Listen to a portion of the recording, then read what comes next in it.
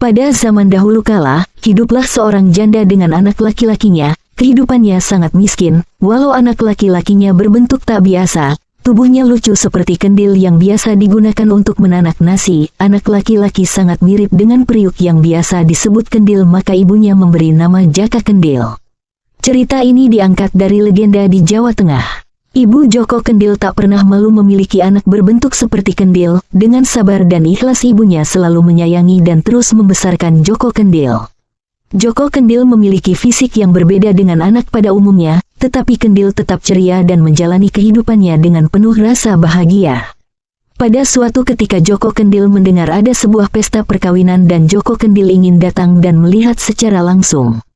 Tempatnya yang tidak jauh dari desa Joko Kendil lalu pergi ke tempat pesta perkawinan. Sesampainya Joko Kendil, diam-diam masuk menyelinap ke dalam dapur, kemudian ada salah seorang wanita yang melihat Kendil di dapur.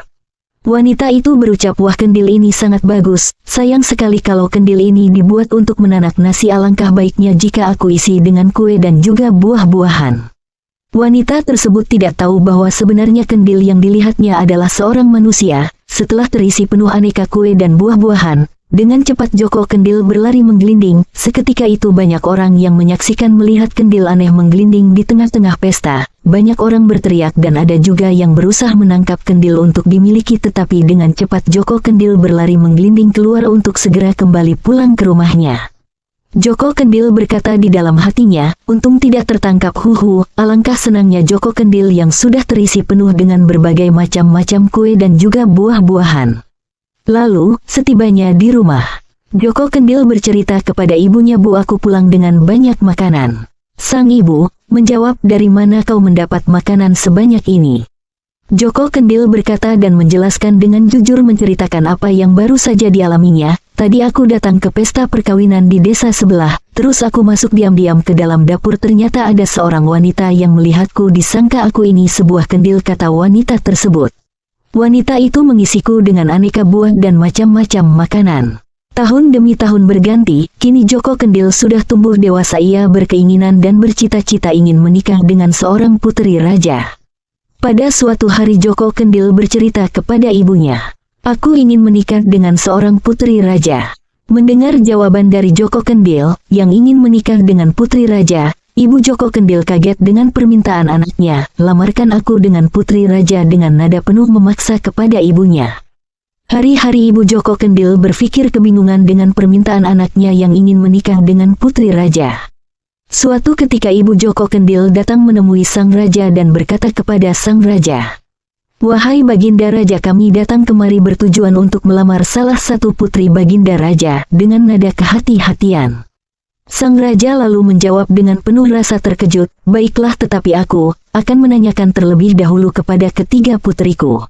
Sang raja mempunyai 3 putri yang sangat cantik. Mereka bernama Putri Dewi Kantil, Putri Dewi Mawar, dan Putri Dewi Melati. Sang baginda bertanya kepada putrinya, "Adakah di antara kalian yang bersedia menerima lamaran Joko Kendil?"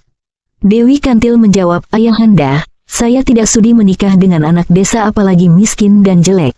Baginda lalu bertanya kepada Dewi Mawar, "Bagaimana denganmu?"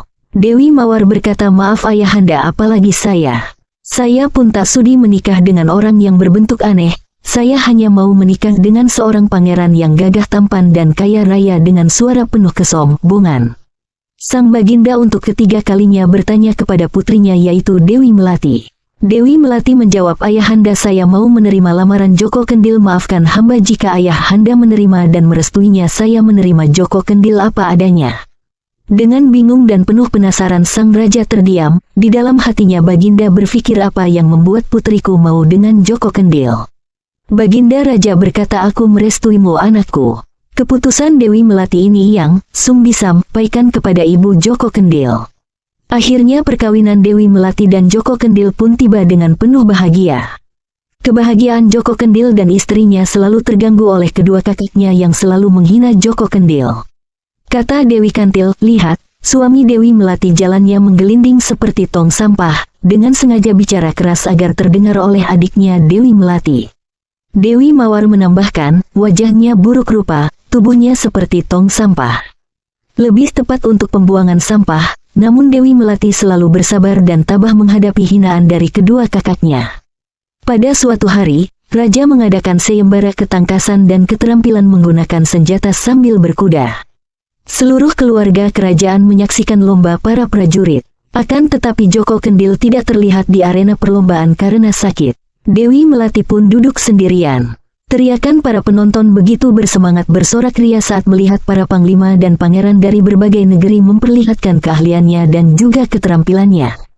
Di tengah-tengah kemeriahan lomba ketangkasan, tiba-tiba penonton terkagum-kagum melihat kedatangan seorang laki-laki tampan dan gagah perkasa yang sedang memasuki arena perlombaan dengan penuh kesatria. Ia mengenakan pakaian kerajaan yang mewah dan naik kuda tunggangan yang gagah perkasa. Kedua kakak Dewi Melati yaitu Dewi Kantil dan Dewi Mawar langsung terpesona hatinya dan berusaha menarik perhatian pangeran. Mata mereka melirik Dewi Melati yang duduk sendirian. Kedua kakaknya berbisik-bisik, hanya kita yang pantas bersanding dengan pangeran tampan itu. Lihat, adik kita sedang termenung memikirkan kendil pujaannya, yang seperti tong sampah, ejekan Dewi Mawar sambil mencibir ke arah Dewi Melati. Karena tak tahan menerima ejekan dari kedua kakaknya, maka Dewi Melati pun meninggalkan arena sayembara dan lari ke kamarnya sambil menangis. Ketika masuk kamar, Dewi Melati tidak melihat suaminya yang sedang terbaring sakit, melainkan hanya melihat sebuah kendil yang kosong. Kendil ini yang membuatku selalu dihina sehingga membuatku sedih. Lebih baik ku hancurkan saja, kata Dewi Melati sambil membanting kendil itu ke lantai sampai hancur berkeping-keping. Seketika itu juga tiba-tiba di hadapannya muncul seseorang yang gagah perkasa yang sangat tampan, seperti yang ada di arena sayembara. Dewi Melati kaget bukan main, siapa kamu, mengapa ada di kamarku? Tenang, akulah Joko Kendil suamimu. Kemudian Joko Kendil dengan bijak menjelaskan dan menceritakan bahwa tubuhku yang berbentuk kendil adalah kehendak Sang Pencipta. Tubuhku akan kembali seperti semula apabila ada seorang putri raja yang tulus bersedia menikah denganku, maka aku selalu memaksa ibuku untuk datang melamar putri raja. Dewi Melati terpesona mendengar cerita Joko Kendil dan langsung memeluk suaminya dengan bahagia. Pada akhirnya di hadapan kedua kakaknya Dewi